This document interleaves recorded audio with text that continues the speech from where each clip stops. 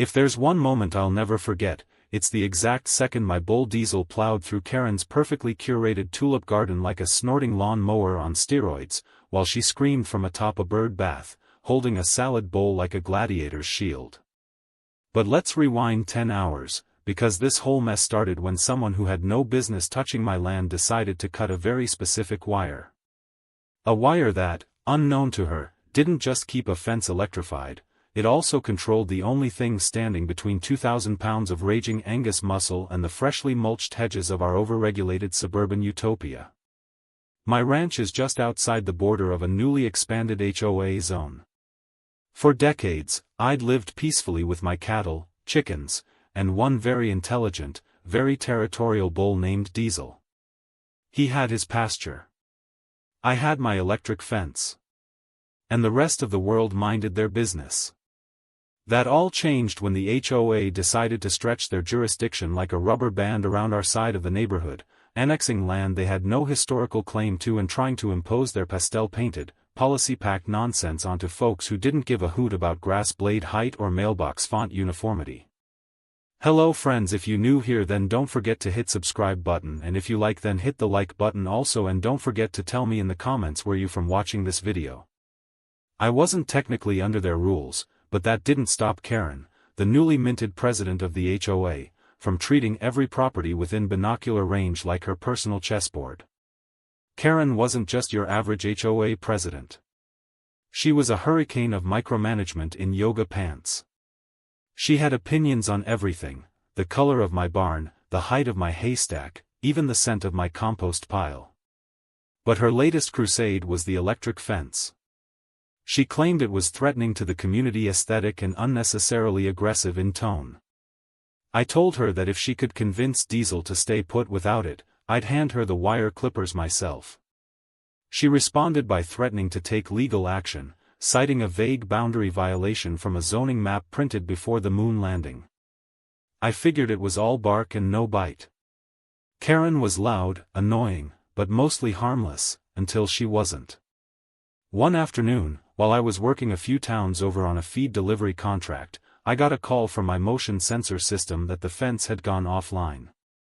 At first, I thought it was a power blip, but then I saw the backup kick in, and the gate logs showed something terrifying. The bull gate had opened automatically, which meant the fence current had been severed. Diesel didn't miss those cues. He was trained. If the fence turned off, he knew it meant one thing: freedom. I jumped in my truck and tore down the road, the image of Diesel stomping through suburbia already burned into my brain. But what I didn't know, what I couldn't have imagined, was that the whole fiasco was already going viral. By the time I reached the neighborhood, a dozen different residents had posted clips of Diesel prancing like a rodeo champ across perfectly paved sidewalks, sending poodles scampering and hedge fences crumbling. Karen's own backyard camera captured her trying to confront him with nothing but a pool noodle and a fanny pack, shrieking something about livestock ordinances before locking herself in a garden shed when Diesel pawed the turf a little too enthusiastically. As I got closer to home, I saw the damage unfold live. My phone pinged with an alert from my other camera feeds. Karen was caught on video, not just near the fence, but with a pair of actual, honest-to-God wire cutters in hand.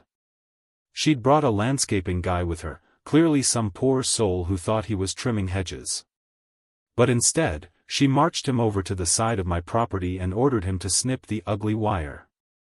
The second the wire was cut, the system logged a drop in current, and the auto-release on the bull gate triggered. Clean. Perfect. Documented. I pulled up just in time to see a group of HOA board members trying to corral Diesel with nothing but patio furniture and hope. It was like watching amateur matadors in a suburban coliseum. One guy actually threw a yoga mat at him. Another lady tried to bribe him with kale chips. Diesel just blinked, unimpressed, and proceeded to knock over a wrought iron bench like it was a toothpick. Meanwhile, Karen had finally emerged from her garden shed. Covered in potting soil and breathing like she'd sprinted a marathon, she started screaming at me the second I stepped out of my truck, waving her phone and yelling something about trespassing bulls and public endangerment. I didn't even argue.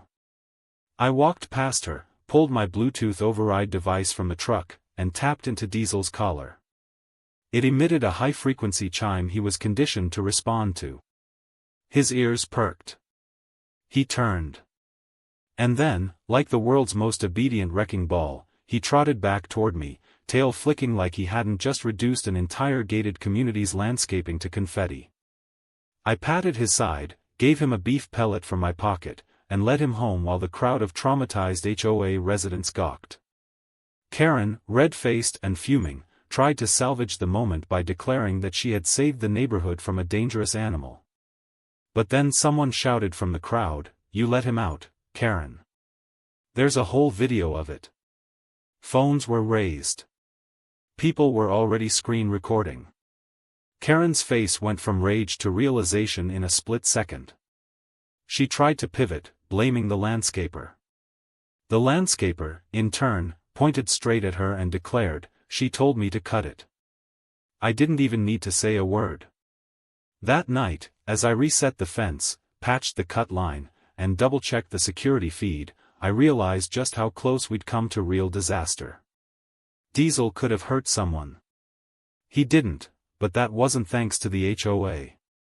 It was luck and training. And Karen? She had no idea that what she'd cut wasn't just a wire. It was the trigger mechanism to a bull's gate, wired into a system approved by agricultural safety boards and reinforced after years of livestock behavior studies. And now, well, now the entire HOA board had a front row seat to what rural consequences looked like when city rules meet cattle logic. And trust me, we were just getting started.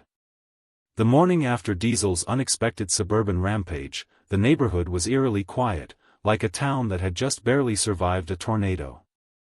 Except this one had hooves and a grudge against manicured grass.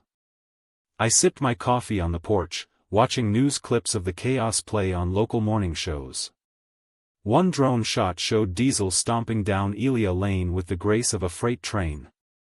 Another showed Karen trying to hide behind a recycling bin while clutching a broken clipboard like it might shield her from destiny. The best clip by far was the one someone had posted with dramatic music over it, calling Diesel the HOA Avenger. I wasn't sure whether to laugh or worry. Diesel had become a legend overnight. Word spread fast. Reporters were calling, neighbors were whispering, and HOA board members were frantically trying to figure out how to spin the whole mess. But Karen? She wasn't taking it lying down. Nope, she doubled down. By noon, she had already printed flyers declaring my property a hazard to public safety and began passing them out door to door while wearing a wide-brimmed sun hat and oversized sunglasses like a discount vigilante. What she didn't realize was that Diesel had slept through the entire morning, curled up like a giant dog in the shade of the barn, utterly unaware of the controversy swirling around him. By early afternoon, Karen was back at it, this time waving a self-printed emergency HOA directive at anyone who would listen. She gathered a group of her loyal followers, mostly folks who'd moved in recently and didn't know any better, and marched toward my property, presumably to confront me or deliver some kind of ultimatum. I saw them coming from a mile away, literally. Binoculars are handy out here. I had half a mind to let Diesel out again just to watch the drama unfold, but I figured once was enough for now. Instead, I sat on my porch with a bowl of popcorn and waited. As soon as Karen reached the fence, she started shouting demands: remove the electric wiring, build a neighbor-approved wooden fence, submit architectural drawings for all future agricultural modifications. I didn't say a word. I just pointed to the freshly welded steel sign bolted to the gate that read, "Private Ranch Property." Not under HOA jurisdiction. Trespassers will meet Diesel. That should have ended it. But Karen, never one to back down from making things worse, crossed the line. Literally. She slipped through the side path, stepped right onto my property, and started filming. She gave a full speech to her phone camera, blaming me for the previous day's disaster, claiming she'd been bullied by livestock, and accusing me of harboring a weaponized animal. She hadn't seen Diesel yet, though. He'd been quietly watching from the far end of the field, tail flicking, just waiting. When she called him an oversized lawn mower with horns, he decided he'd heard enough. Diesel began his trot toward the fence, not charging, not angry, just a slow, steady saunter. Karen didn't notice at first. She was too busy dramatically gesturing to her phone about community values and neighborhood unity. But then she heard the rhythmic thump of hooves, turned around, and froze. Diesel stared at her like she was a walking hay bale. She panicked. She shrieked. And then, in a move that defied physics and common sense, she tried to climb onto my ornamental wooden wagon wheel leaned against the barn wall. It promptly tipped over. She rolled off and landed in a wheelbarrow full of compost, legs flailing like a crab flipped on its back. Her followers? They were no help. One guy just kept filming. Another woman actually laughed before remembering she was supposed to be supporting Karen and turned it into a fake gasp. Diesel stopped 2 feet short of Karen, snorted once, and walked away like the drama queen he secretly is.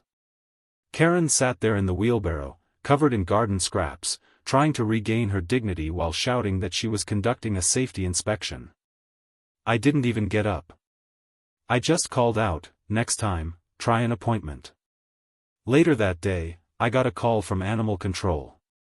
I figured they were going to lecture me, but instead the guy on the other end chuckled and said, "Is Diesel available for birthday parties?" Turns out they'd received dozens of calls, but not about complaints. They were flooded with requests to meet Diesel, bring him to events, or film a follow-up video. One woman even offered to paint his portrait. I told them Diesel wasn't a celebrity. He was a bull with a short fuse and a love for alfalfa. Still, the internet had other plans. Meanwhile, Karen tried to regroup. She called for an emergency HOA meeting at the community clubhouse. I went too. Figured it'd be good entertainment. The room was packed, half with angry residents who wanted answers, and half with curious locals who just wanted to see if Karen would implode again. She walked in dressed like a martyr going to trial, holding a stack of complaints, most of which she had clearly written herself. Her voice trembled as she accused me of domestic terrorism, agricultural negligence, and inappropriate rural conduct within visual proximity of urban households. But the moment she started playing a heavily edited video of Diesel from the previous day, someone shouted, "That's not even the real video. Play the TikTok one." And suddenly, 3 people had already airdropped the original footage onto the meeting screen. There she was, clear as day, ordering the worker to cut the fence. There Diesel was, walking peacefully until startled by a garden gnome. There she was, locking herself inside a plastic storage bin. The room erupted, laughter, groans, a few slow claps. Karen turned redder than a tomato at a 4th of July picnic. She tried to argue the footage was deepfake manipulation, but the worker who'd helped her, my cousin, secretly wearing a mic, stood up in the back and said, "Yeah, no." She paid me cash and said the fence was just decorative. The room fell silent. Then the head of the HOA board cleared his throat and asked Karen to step outside while the rest of the board conferred. 10 minutes later, she returned, only to be told she was being suspended from all HOA duties pending investigation. Stormed out in a fury, muttering about lawsuits and conspiracies. As I walked back to my truck, Diesel still chewing grass behind the gate, a few neighbors approached and shook my hand. "Didn't know you were dealing with all that," one said. "That bull of yours may have saved the neighborhood," said another. I chuckled and nodded. Diesel snorted again, this time loud enough for the whole street to hear. It was his way of saying, "Yeah, I know." And just like that, the myth of Diesel the Destroyer grew even larger. And Karen, she had no idea what storm was still coming. By the time the dust had settled from the emergency HOA meeting, Karen's reputation was in tatters, Diesel was a local folk hero, and I found myself getting free drinks at the feed store from folks who'd seen the footage. But just because Karen had been suspended didn't mean she was done causing trouble. No, she came back harder, meaner, and more obsessed with spinning the whole situation like she was the victim of a countryside conspiracy. Her latest trick? She tried to file a formal complaint with the county zoning board, claiming my ranch violated residential zoning codes, despite the fact that my land had been zoned for agriculture since her parents were in diapers. I got the call a few days later. A county official, polite but clearly annoyed, asked if I could come in for a review of an escalating number of complaints from my neighbor. I knew exactly who it was. I didn't argue.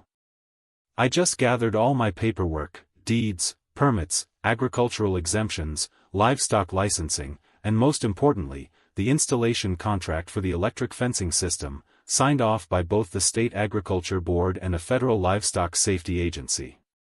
My bullgate setup wasn't just legal, it had been used as a demonstration model at a regional rancher expo 2 years ago. When I walked into the county office, the official took one look at the binder I dropped on the table and sighed. "You know," he said, "this is the 3rd time this month we've gotten a call from that woman." He skimmed through the paperwork, saw the official zoning maps, then stopped at the footage I had printed out from the fence cutting incident. "Is this her actually cutting your fence?" he asked. I nodded. "With a bolt cutter?" He leaned back in his chair, gave a long whistle, and said, "Well, that explains a lot." Turns out Karen hadn't just reported me.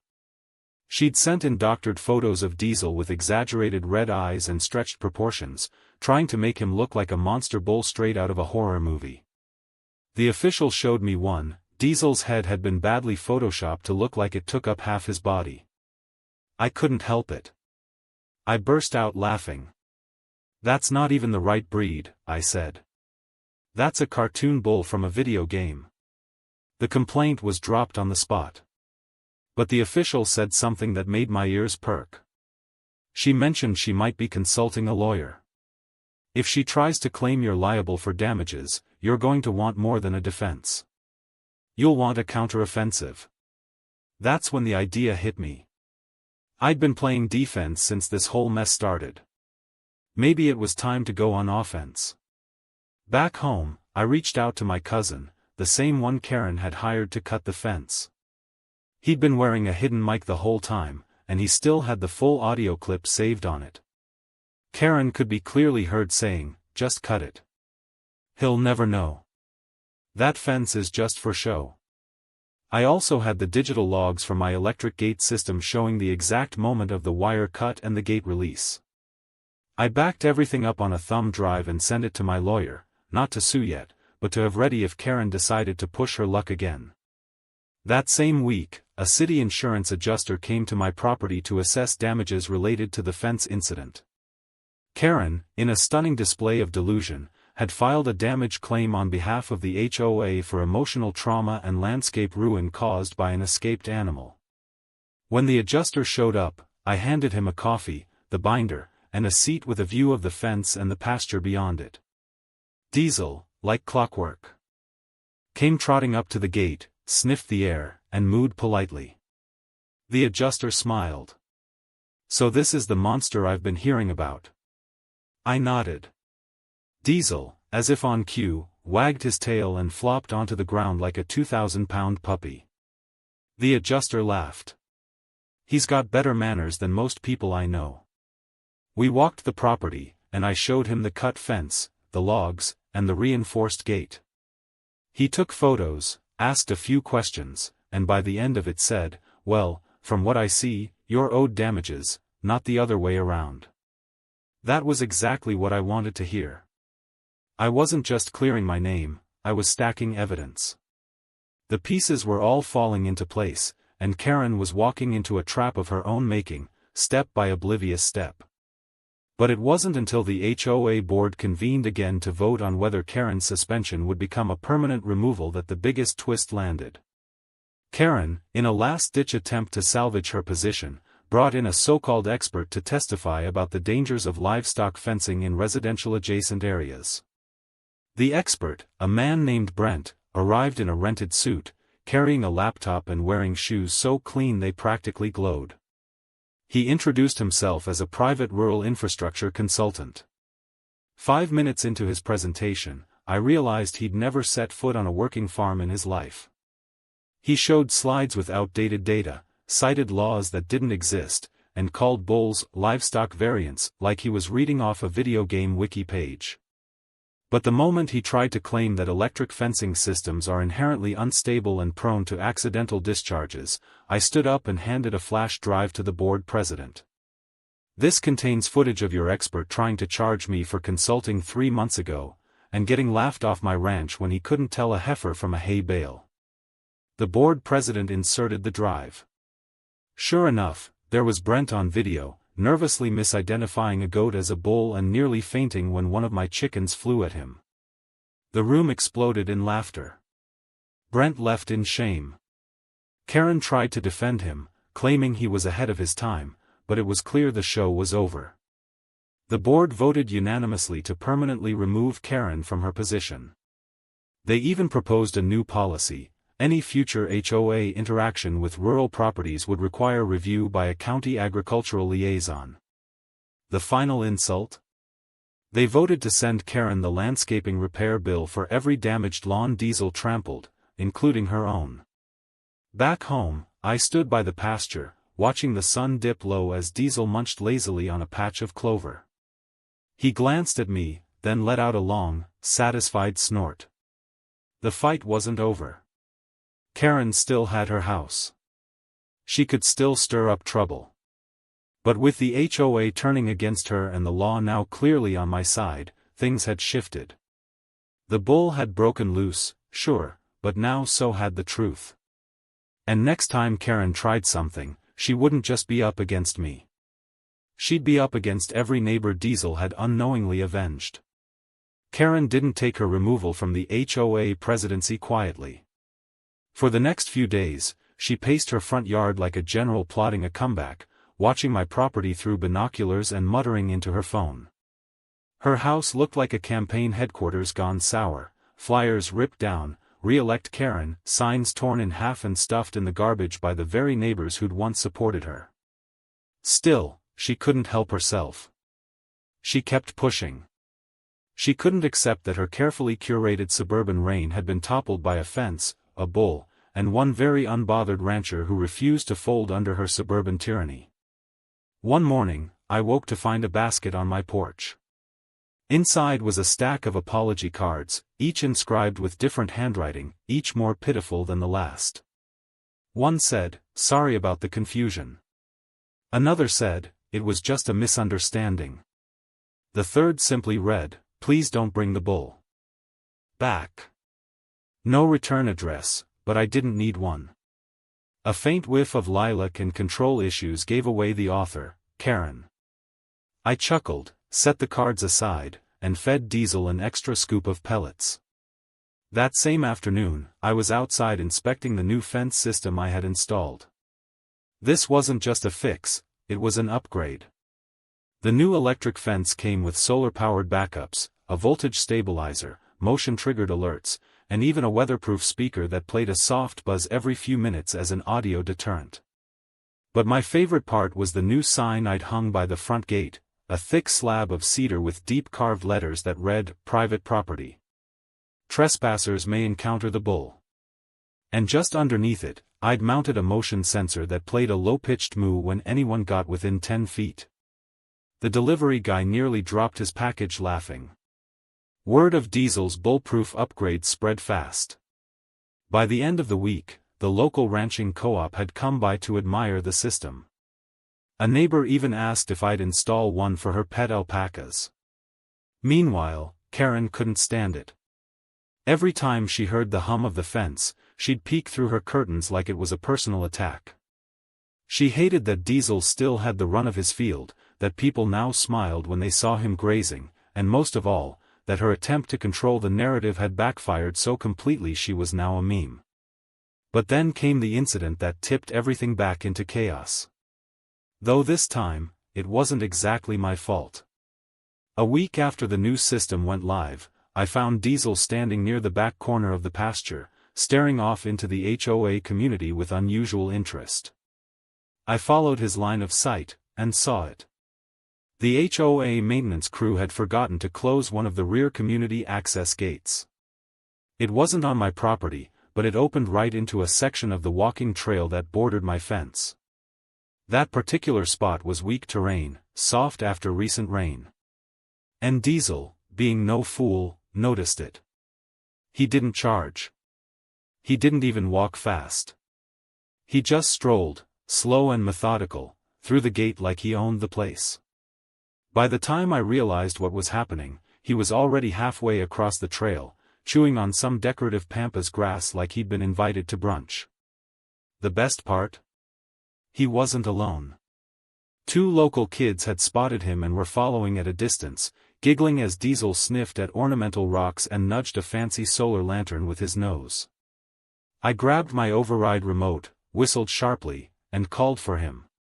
Diesel paused, stared at me, and then looked back at the open yard he was now standing in. Karen's yard. Her sprinklers came on just as Diesel stepped onto the grass. Water arched through the air, glittering in the sun, and Diesel, apparently feeling playful, lowered his head and pawed at the wet soil. I didn't have time to call him again before he began rolling in it. My 2,000-pound bull, mid-roll like a puppy in a puddle, completely destroying Karen's pristine backyard. Karen screamed, not from the porch, not from the sidewalk, but from her upstairs window, where she had apparently been doing yoga. I turned and saw her frozen in tree pose, one leg lifted, arms shaking in horror as she witnessed Diesel's interpretive dance across her grass. She bolted downstairs. When she hit the patio, I saw she was wearing a lemon-patterned robe and fuzzy slippers. She shouted for him to leave. Diesel ignored her. She banged a watering can on the railing. Diesel grunted and rolled over again, this time flattening a lawn flamingo. That's when she snapped. She grabbed a garden rake, waved it over her head like a torch, and charged. Out! Out of my yard, she shrieked, stomping toward Diesel. He stood up slowly, shook himself off, and calmly walked toward her, not aggressive, just curious. Karen, mistaking his interest for a threat, backpedaled right into her koi pond. There was a splash, yelp, and then silence. Diesel blinked. I blinked. Even the kids filming from across the trail blinked. Walked up, leash in hand, and whistled again. Diesel turned, sauntered back over like it was nothing, and allowed me to hook the lead onto his collar. We walked past the soaked remnants of Karen's patio, past the still sputtering sprinklers, and back through the open gate, which I promptly shut and zip-tied. I didn't say anything to Karen. Didn't need to. The look on her face, dripping, defeated, and covered in pond algae, said everything. Later that evening, I hosted a bull safety awareness barbecue on the edge of my property. It wasn't meant to be petty, but somehow it became the most attended event the neighborhood had seen in years.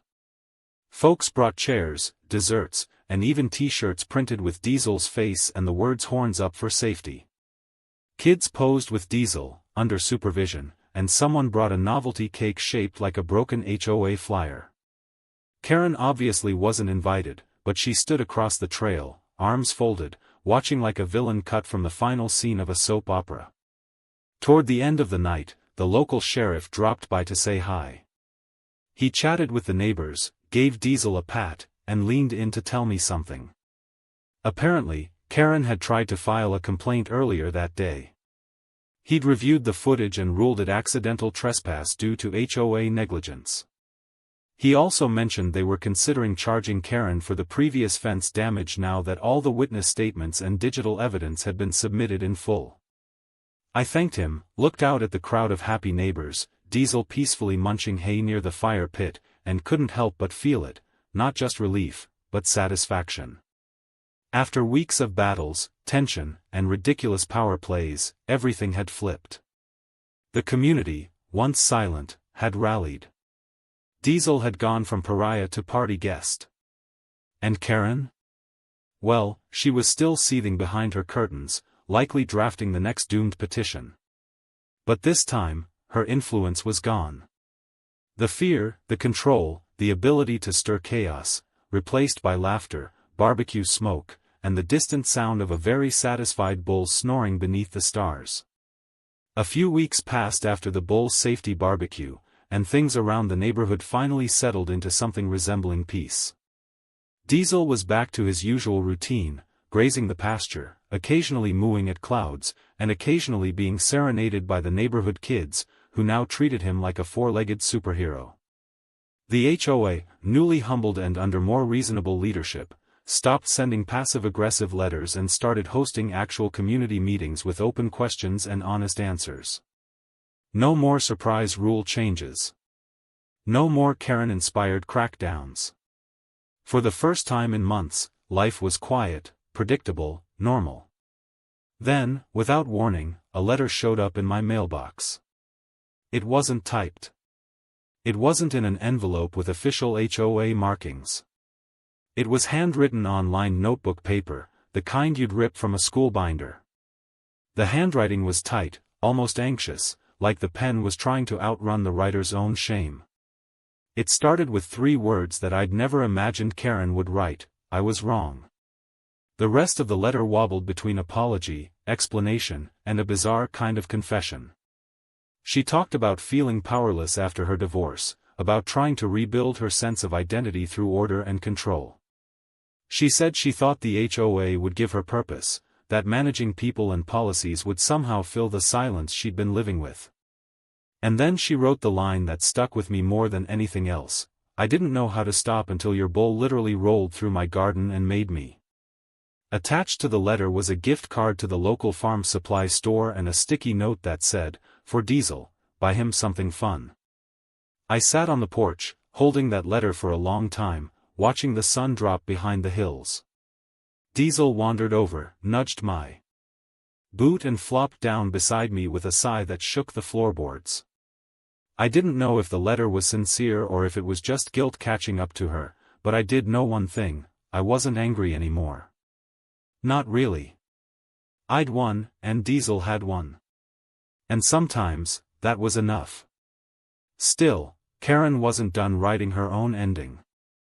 One morning, I noticed a moving truck in front of her house. Workers carried out boxes, furniture, and the lemon-patterned robe she'd last worn when she landed in the koi pond. Word spread fast: Karen was selling the place and moving back closer to her family.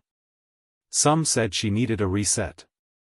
Others said she'd been politely nudged out by the new HOA board, who'd suggested her energy might be better spent elsewhere. I didn't dance in the street or throw a party. I just watched from my front gate as she loaded the last box into the truck and lingered on the porch.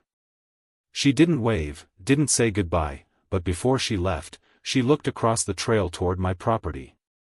Diesel stood by the fence, his head raised, ears twitching, watching her like he somehow understood it was the last time he'd see her. She stared back for a moment, eyes locked with his, and then climbed into the passenger seat and disappeared down the road. Just like that, the storm had passed. The woman who had once cut my fence and unleashed chaos on our quiet corner of the world was gone, leaving behind trampled flowers, broken fences, and one very confused bull who seemed a little disappointed she didn't try one last dumb thing before leaving. With Karen gone, the neighborhood came alive in a way it hadn't in years. People stopped walking on eggshells. They threw porch parties, shared tools again, and finally stopped worrying if their birdbath was the wrong shade of beige. Diesel even got invited to the community's spring fair, where he sat behind a little picket fence while kids tossed beanbags and took selfies beside a sign that read "Diesel the Defender." Someone brought a guitar and sang a parody song called Karen's Koi Pond Plunge. I didn't sing, but I did bring homemade beef jerky and a whole bucket of carrots for Diesel. He ate every last one. The HOA board added a new rule to their bylaws, ironically inspired by Karen herself. It stated that no homeowner or board member could interfere with agricultural operations on adjoining properties, especially livestock fencing. They even printed it in bold, laminated it, and presented it to me like a peace offering. I accepted it, along with a commemorative plaque they gave Diesel, which read "For services rendered in defense of community sanity." It now hangs on the side of the barn, slightly crooked, because Diesel keeps head-butting the wall near it whenever he's excited. As for me, I made one final addition to the front of the property. Right next to the reinforced bull gate, I posted a new wooden sign carved by a friend who ran a local lumber shop. It read, "Welcome to the ranch, home of Diesel and the guy who let him loose." Below that, in smaller text, was a simple warning: do not touch the fence. Last person who did move to another zip code. Every now and then, I still get emails or messages from strangers who saw the viral footage and want to visit or interview me. I turn most of them down. This wasn't supposed to be a spectacle. It was just life, messy, ridiculous, unpredictable life. And while I'll never forget the day Diesel went full suburban commando, I also know that no video, meme, or Reddit thread could ever fully capture the ridiculousness of those few weeks. You had to live it. You had to see a bull in a flower bed. You had to hear the crunch of a clipboard under a hoof. You had to feel the tension of a woman holding a garden rake like it was a sword. And yet, somehow, through all the shouting, chaos, and koi pond splashes, something good came out of it. The neighborhood changed. The people changed. Even I changed. I learned that sometimes, the best way to deal with someone who wants to control everything is to let nature remind them they control nothing at all. Karen didn't just cut a fence. She opened a gate to something she couldn't contain. And in doing so, she gave the rest of us the freedom to stop pretending we liked being told what color our patio chairs had to be. Diesel still stands by that fence every morning, staring off into the distance like he's waiting for another opportunity to assert his dominance over suburban order. I like to think he knows what he did. I like to think he'd do it again if he had to. But for now, he's content. The fence hums quietly. The grass grows tall. And peace, real, stubborn, hard-won peace, settles over the ranch like the sunset behind his horns.